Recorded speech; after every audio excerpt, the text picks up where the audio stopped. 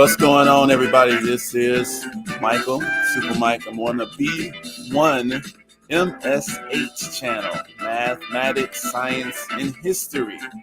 And we're going to try to scratch the surface. We're going to scratch the surface. Very deep topic. So just vibe out with me for a second while I get some other things together.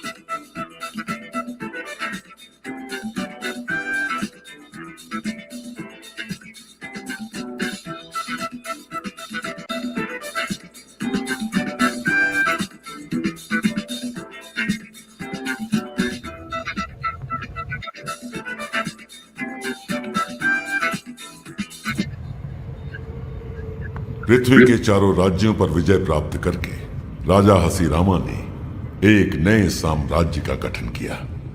एकजुट होकर ये अब देव साम्राज्य के नाम से जाना जाता है। वे अब अपने वफादार परिषद सेनापतियों के साथ कुरुक्षेत्र के पराक्रम सिंहासन पर बैठकर पूरे साम्राज्य पर राज करते हैं। महाराजा अपने सेनापतियों के साथ राजसभा में बैठे थे जब एक अजनबी ने उनके कक्ष में प्रवेश किया। अपना परिचय देते हुए योगी ने राजा के सामने एक मंत्र जपना शुरू कर दिया। योगी ने राजाओं के राजा को अपनी बात ध्यान से सुनने का अनुरोध किया और कहा कि एक बुरा समय उनके राज्य का विनाश करने वाला है। आपका परिवार, आपके लोग, आपका पूरा राज्य नष्ट हो जाएगा जब तक कि बलि नहीं चढ़ाई जाएगी, एक खून का बलिदान। योगी की ये बात सुनकर राजा आश्चर्यचकित हो गए। व्याकुल होकर राजा ने यह निर्धारित कर दिया कि भगवान के इस अनुरोध का पालन वो करके ही रहेंगे। राजा ने अपने पूरे राज्य में इस घटना का समाचार दे दिया ताकि वे इस भविष्यवाणी को पूरा कर सके। अपने सैनिकों को पूरे राज्य में भेजते हुए उन्होंने एक नश्वर को बलिदान के रूप में उनके राजसभा में प्रस्तुत करने की आज्ञा दी। मासूम व्यक्ति की जान लेना राज्य के कानून के खिलाफ था। इस कारण सैनिकों ने निम्न जाति के समाज पर आक्रमण करने की योजना बनाई। ऐसे ही एक आक्रमण में सेनापति ने एक बच्चे को अपने जीवन के लिए छुपते हुए देखा। लड़के को देखते ही उन्होंने अपने सारे सैनिकों के साथ उसका पीछा करना शुरू कर दिया। बच्चे ने उनके हाथों से बच निकलने की पूरी कोशिश की। आखिरकार वो उनके हाथ आ ही गया।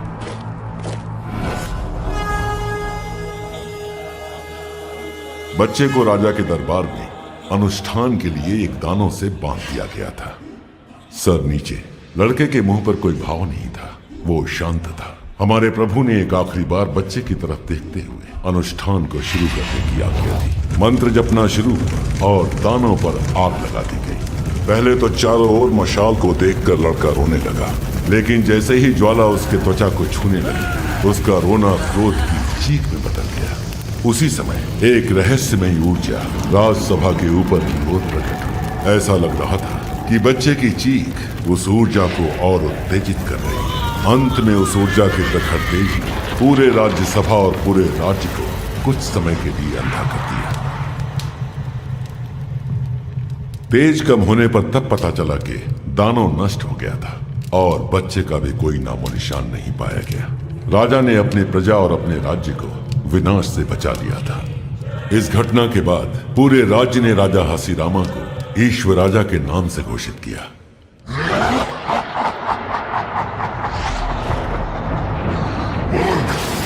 उन्होंने ये सोच लिया कि मेरा विनाश हो गया, लेकिन वही उनकी सबसे बड़ी भूल थी। चार राक्षस देवताओं ने मुझे अपनी शरण में ले लिया था। एक अनुष्ठान प्रदर्शन करते हुए उन्होंने मुझे अपनी सभी क्षमताओं के साथ शापित कर दिया। अपना बलिदान करते हुए उन्होंने मुझे एक नया रूप दिया। समाज को अब अपनी गलतियों का भुगतान करना होगा। अब मैं जग गया हूं, मैं आ रहा हूं, मैं हूं असुर।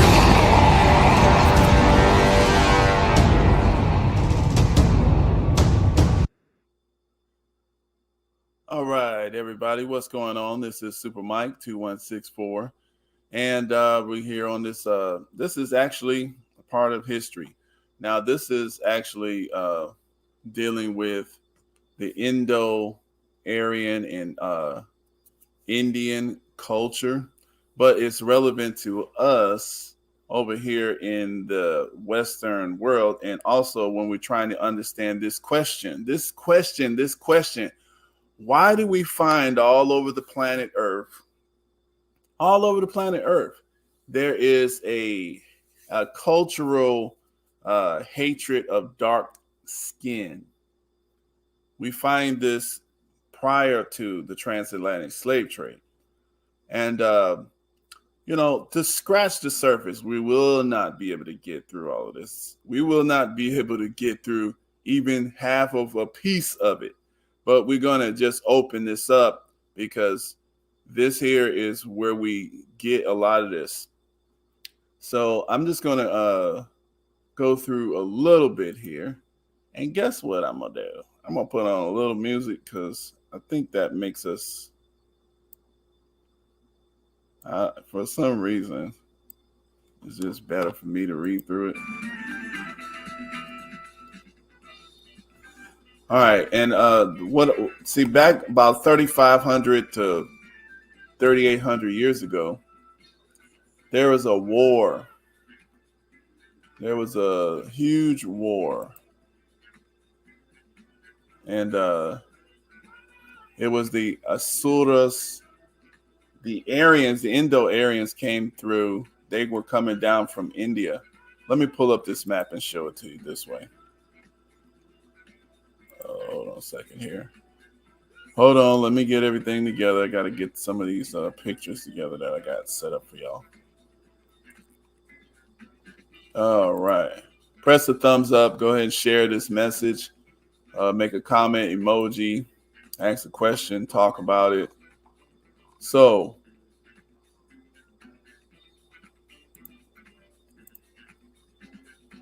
all right. So first of all, I want to show y'all why it's relevant to us. I want to show y'all why Indian history, this war that happened, it was a 500-year war, and it happened in India, Indo-Aryan War, the Indo-Aryan Wars. Okay.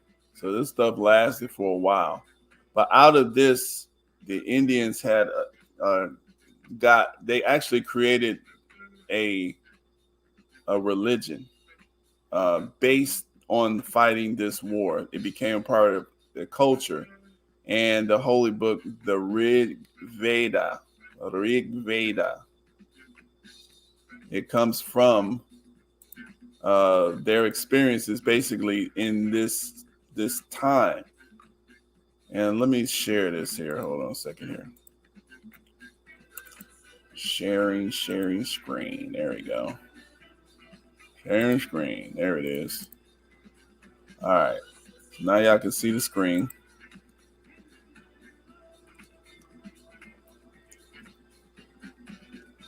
Oh, you know what? I messed up too.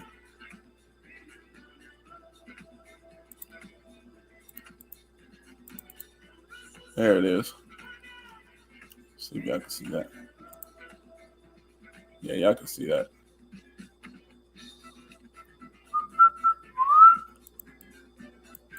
All right, so this is the Rig Veda. Well, just a cover of it. It's just a depiction of it. But, this is a very ancient book. It's one of the earliest it's one of the earliest documented religions that they have. And it is the foundation of the European origins. So they were, I don't know if y'all can see this. Yeah, y'all can. Yeah, y'all can see it. So, but make a long story short, Europeans, they were locked up in Europe, right? They started coming out around this period through like Turkey and stuff, and they start coming down. They have ancient stories that y'all can go look at. Like I said, we can't get through all of this stuff. I'm trying to show. I try to show pictures so y'all can just get the quickness. But these pictures show how they were building. These ancient cultures used to build walls to keep these savage Aryan clans behind and to keep their society safe, right? They had to keep their society safe from these little, they was called divas, and they were basically were people, wearing the horns of animals and, eating flesh raw, the bark off of trees. This is what was going on about 4,000 years ago. You know what I'm saying? Basically, they were, and so the different societies at that time, the more civilized societies, were building these walls to keep them down. But eventually they start breaking through the walls, which that picture shows. It shows that they broke through the walls. See how they start digging under those walls? They were digging under the walls, and eventually they couldn't keep them in. They start coming out. So as these folks started coming out, they started filtering down through like the Indian areas, what we call India today, the southern India areas, and they started coming across, filtering across the top where the China and all that, what we call China and stuff, I guess. So, and this is the reason why. So the distribution of Indo-European languages today by origin, industries, and basically they're going through that. We're not going to go through this whole little part, but I just want y'all to check out this Indo-European family tree. All right, so this language family consists of about 445 living languages and substantial amount of dead languages, which are no longer spoken today. These 445 languages form subgroups whose names may sound familiar to some. The subgroups are Romance languages, which is what we speak: English, French, Spanish, you know what I'm saying? So Romance, Germanic, Slavic, Baltic, Celtic, Iranian, Indo-Aryan, Albanian, Armenian, Greek. Okay, so these are the languages that get complete English, actually. Okay, and the source of this was the Indo-European family tree. So this is the culture, because the language comes from their experience and their culture, and then it gets changed and changed and changed. So it filters down to us today. So you got to realize at the root here, when they start coming down from all of these little tribes and they broke through, they start breaking through here. You know what I'm saying? Anatolia and all that. When they start breaking through down to these lands here in Hindu, Persia, Hindustan, and all these kind of things, what happens is their fights, these were black people they were fighting all the way there. They were fighting black people. And these dark people was whooping them for 500 years. They could hardly beat them. And they kept being demoralized because they couldn't beat them. So, and I'm going to read a piece from this book here. Let's show you the book. Not that book. This book. Let's read a piece from Dr. Wesley's book. Let's see if y'all can see that. Yeah, y'all can see it. This This book got a lot of stuff in it. The assault, understanding the assault on the black man, black manhood, and black masculinity. Keep in mind, black man in this situation here is all of us, female and male. Okay, so let's not get into the silly stuff that we do. Let's go through the. This is on page 133 in his book. So he says the Indo-Aryan War religion, composed probably between 1500 BCE, which is 3,500 years ago, basically, and 1200 BCE. The Sanskrit Rig Veda is the oldest extant textual document in the Indo-European language. And it is also the oldest extensive document of Indo-European religion. So when they talk about their Aryans, this is what they're talking about here. Okay? The Aryan nation. Okay? That means that this textual tradition is the window to our earliest look at Indo-European, specifically Indo-Aryan religious preoccupations. And as Melita Shindig documents, the Rig Veda is sacred text to the religion created by Aryans out of the wars waged against Asuras. And the Asuras are dark-skinned people, the black folks. Okay, basically.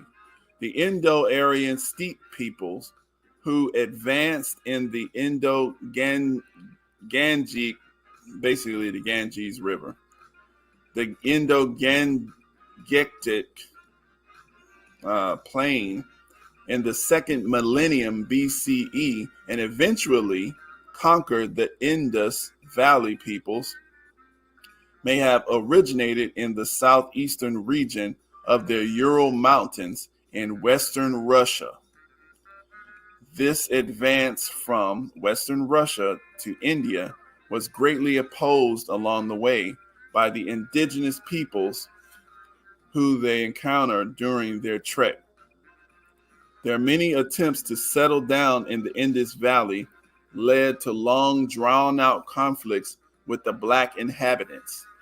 A great many battles were fought, and the Aryans lost most of them to their technologically and civilizationally superior opponents, who are called in the Rig Veda variously Dasayu, Dasa, and Asura, followers of the god Asura.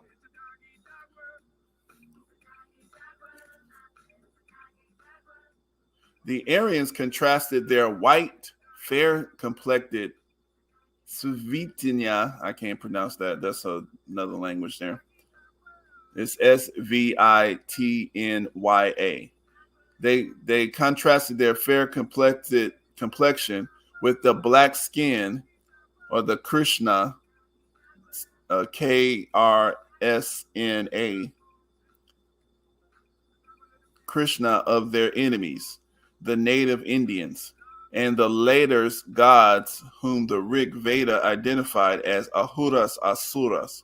The Indo-Aryans identified themselves and their deities as Devas. And I think that's where we get devils from. But anyway. So I think that's what I'm going to read. That's it for that point there. I just wanted to read that part. I just wanted to show y'all a couple other things here. Just to show this. I don't want to make this long, but I just want to get us, to understand. So you got to realize, so this here, when they had this battle here with these people, and they used to hate these black people. You must imagine they was trying to get from Russia, the Western Russia. They was coming down and doing their thing, trying to, take over and conquer. And they was getting their butt kicked 500 years. They used to hate those dark-skinned Indians. And those dark-skinned Indians, eventually, they had their hero. His name was Indra. This white guy. I'm gonna show y'all some of this. Let me see. Their hero. I'm gonna read some more from Dr. Wesley's book, just so. I got rid of it. But it's the same book that I just read from. Let me see.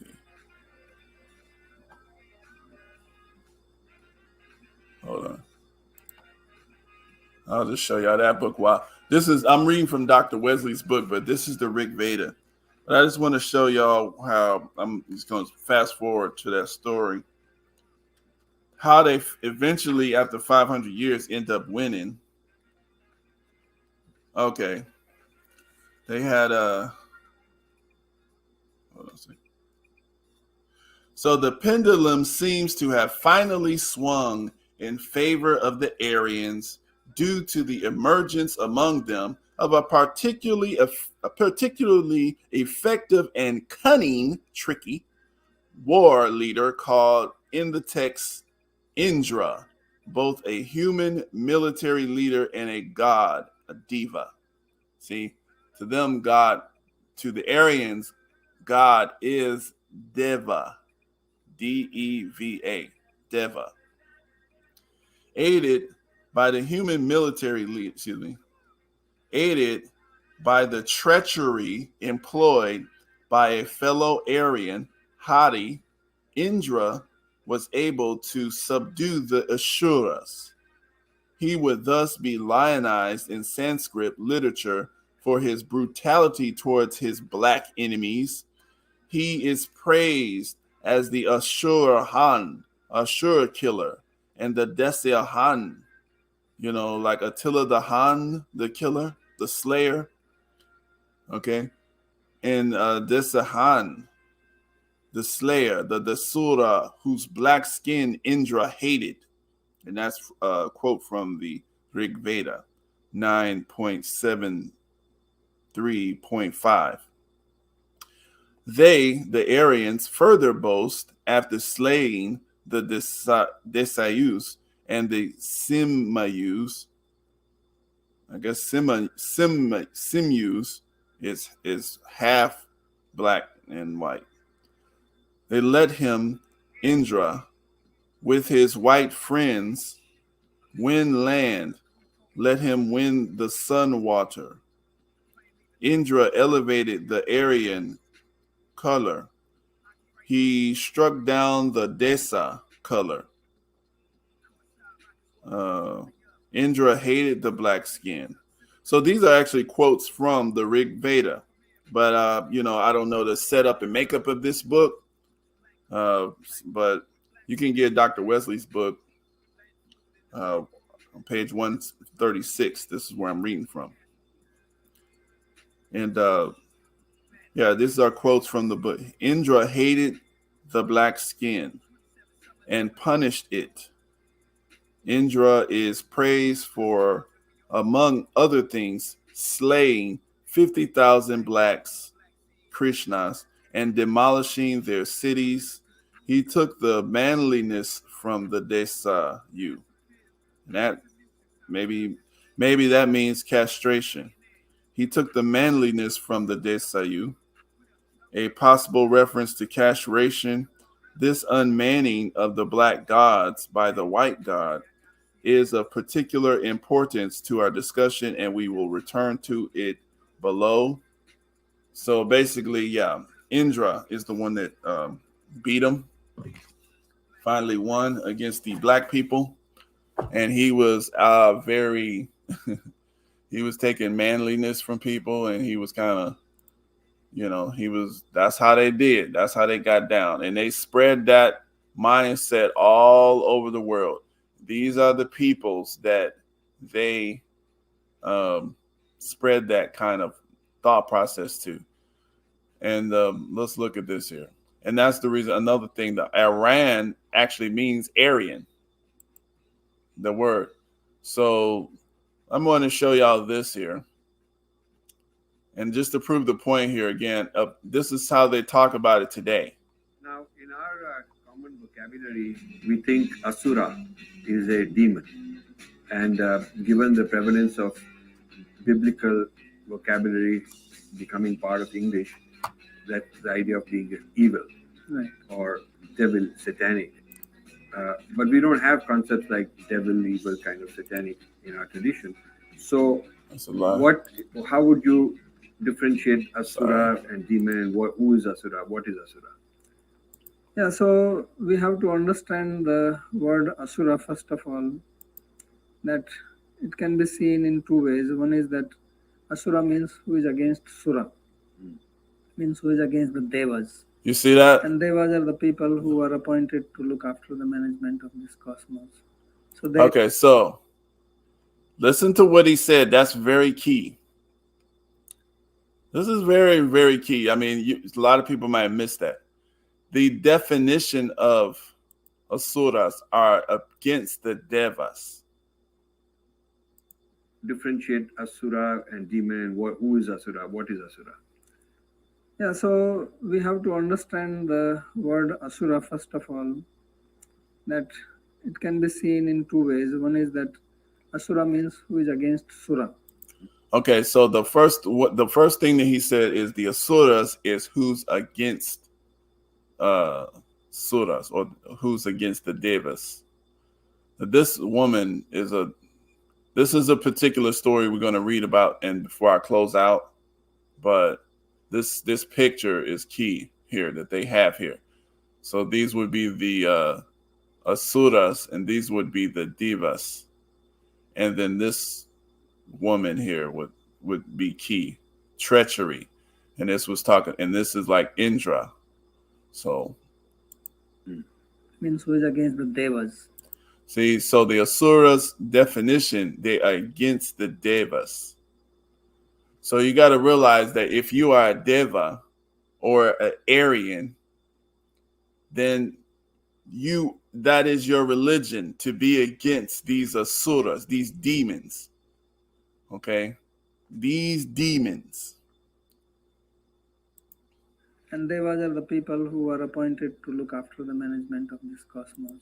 So the thing is, he's saying that the Devas are appointed to look at the management of this cosmos.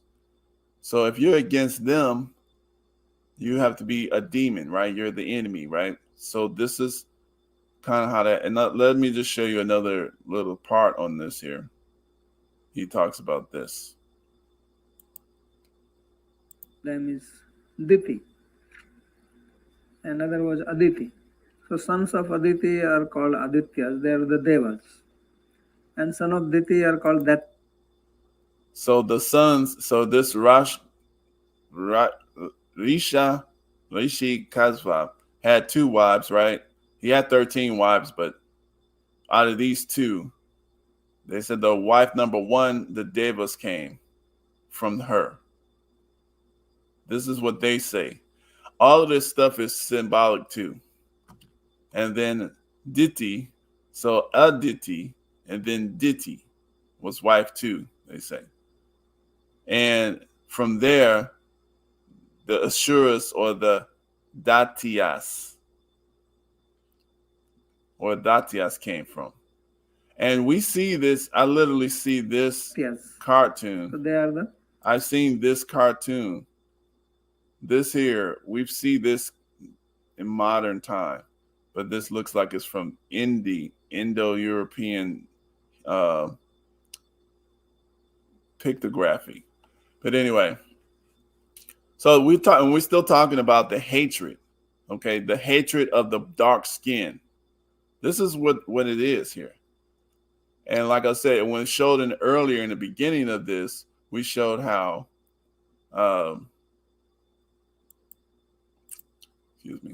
we showed how these folks still have cartoons nowadays to do this. So I'm gonna read this small part, and it just shows you some of the story here, and then we're about to wind it down and close it out. Thank you for being around and sharing.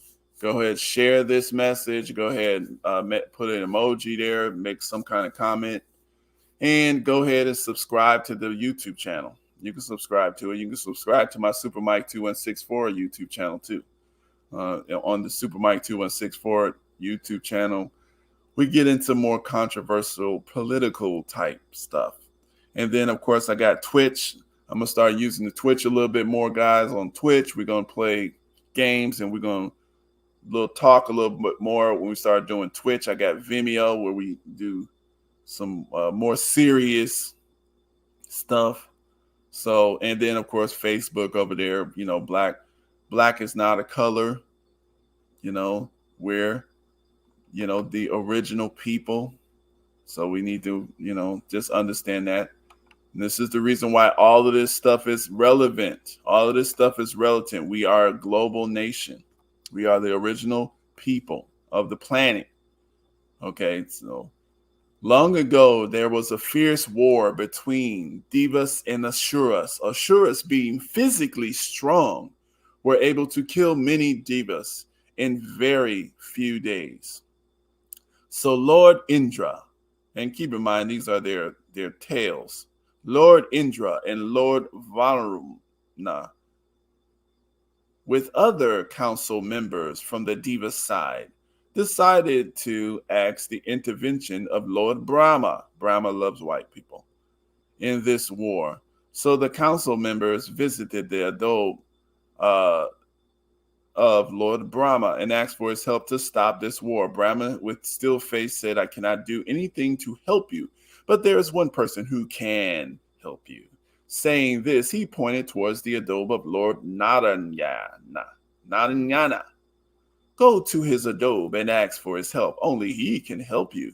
So the Devas visited the abode of Lord Narayana and asked for a solution. Lord Narayana said, there is only one possible solution to end this gruesome war. See, here's the trick. Indra, talk in peace with Asuras. Talk in peace. This is the game here on how they beat you. Talk in peace with Asuras. Ask them politely.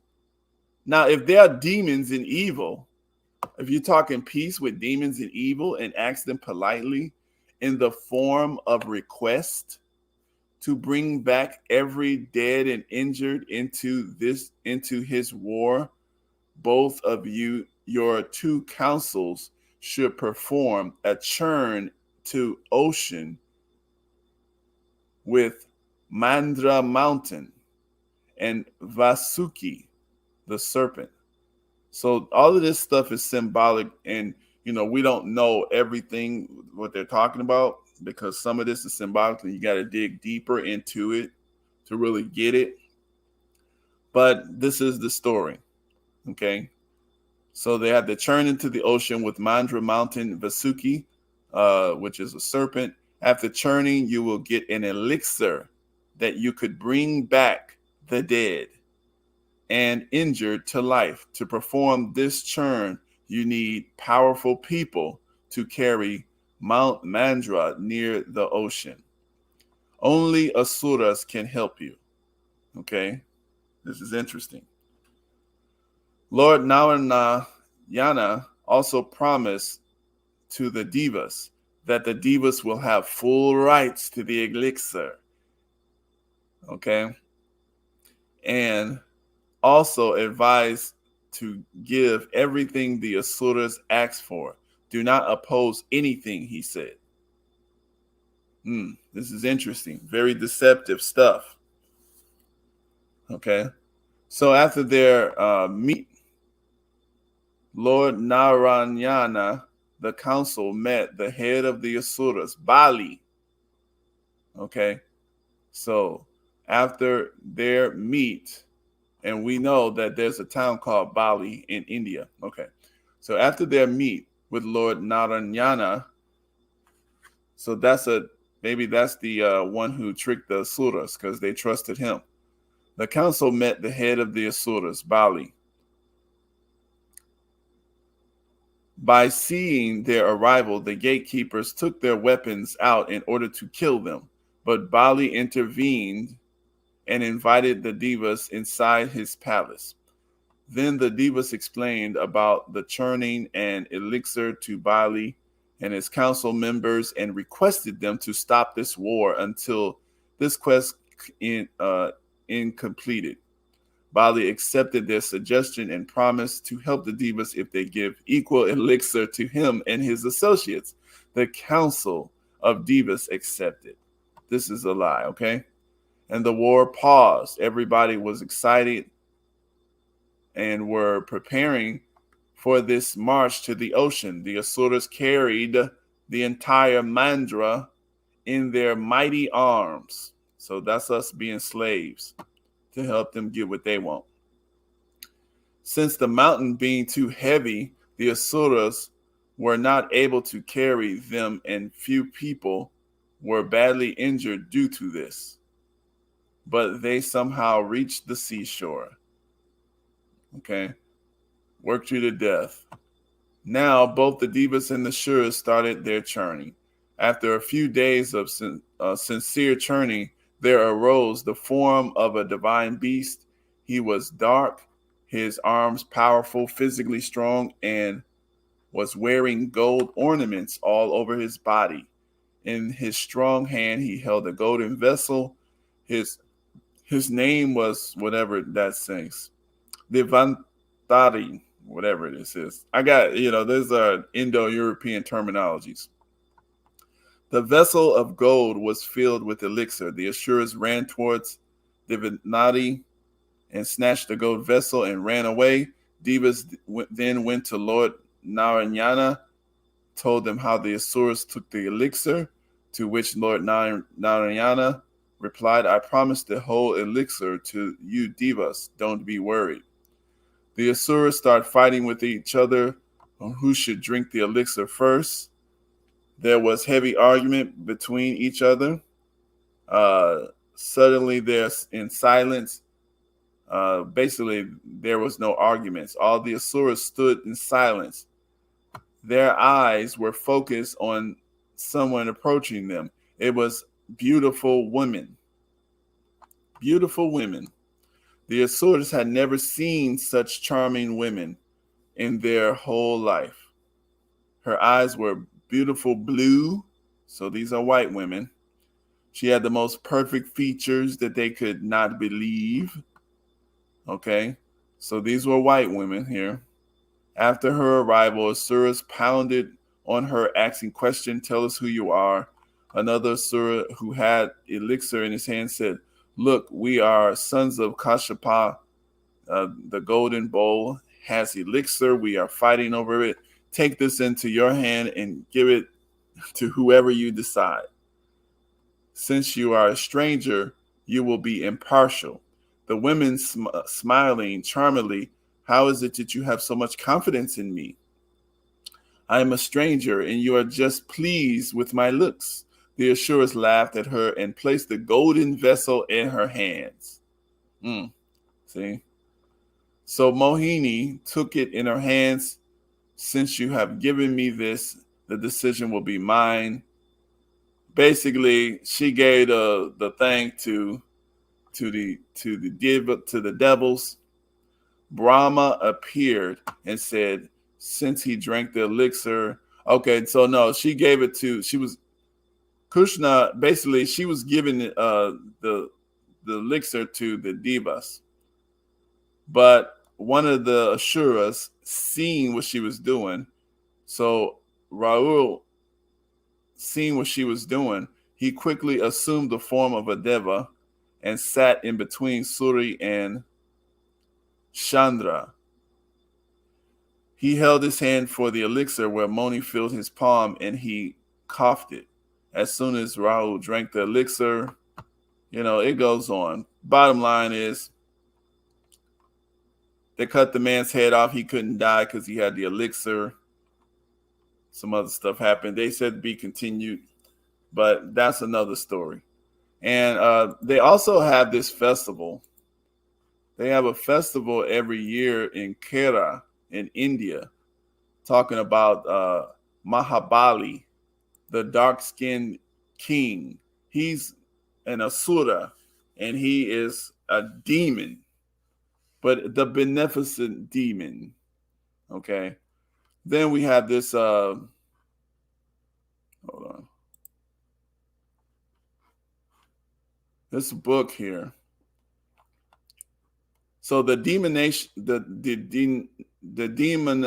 denomination of Asura Empire, the demonization of Asura Empire, the name by which the Harappan Empire was known to other countries in its heyday, and name by which the Harappans called their own country, is still an enigma, largely because the script is undeciphered. Several hypotheses have been put forth, complicating the issue further. Attempts have been made to identify Meluha with the Indus Valley on the basis of evidence available in the Babylonian sources. However, the Indian sources have not yielded any corroborative evidence beyond the famous Sanskrit word Malecha, used by the Aryans. This word was acquired in India to denote, at least initially, a foreign, unintelligible speech. So this word was acquired in India to denote, at least initially, a foreign, unintelligible speech. Milecha first occurs in, I guess this is Sanskrit, the passage being with, and so they're basically identifying where this word first occurs. And it sounds a lot like Mecca, Malecha. It narrates an episode in a poetic manner of the deprival of speech of Asuras by the devils. So you take their speech away. Now the devils and the Asuras, both of them sprung from Prajapati, entered upon the father Prajapati's inheritance. The devils inherited the mind and the Asuras the speech. Thereby the devils inherited the sacrifice and the Asuras, inherited the sacrifice, the Asuras the speech, the god of yonder, and the Asuras for this earth. The devils said to sacrifice. Anyway, so, I mean, so the three elements in the episode as follows. The struggle between the Asuras and the Devas, the Asuras being deprived by the Devas through a trick. So the Asuras being deprived by the Devas through a trick and the use of fire in the destruction. Okay. So yeah, this book here, I actually had to pay for this, and I'm gonna go through this myself. But this book is The Civilized Demons, the Harappans in Rig Veda. And this interesting cover, actually. You got a UFO here, looks like to me, or maybe it's a kite. Then you have a thick-lipped person, and I look at that headdress, I know that's Bali because of this. This is their festival that they have every year. And they make, basically he got sent to hell, but he gets to come back to, and that this is symbolic of this guy. This guy right here. Mahabali, the dark-skinned king. And basically he was a famous king. He took over three worlds or whatever, but he was a dark-skinned Mahabali king, supposed to be pot-bellied, but he was a demon, okay? And, you know, this is just showing you, this is the culture. This is part of the culture still over there. And this dark-skin hatred, this demonization of dark skin literally spread all over this planet. Okay, so that's what happened, guys. Everybody, I appreciate you guys sharing this. Go ahead and share this to your friends. Let everybody know what's going on. And this is what I want to say. Actually, yeah, and basically, this kind of stuff, it doesn't go away. But when we expose these roots here, we get to talk about it. We get to deal with it. And people start changing. People start changing. Systems start changing. And then, we get to live a better day. Ancient history gets to come up. That's the reason why we have history, so that we can rearrange the future. Because the future is just a mathematical eventuality of all things in the past. That's what it is. That's what the future is. All right? Peace.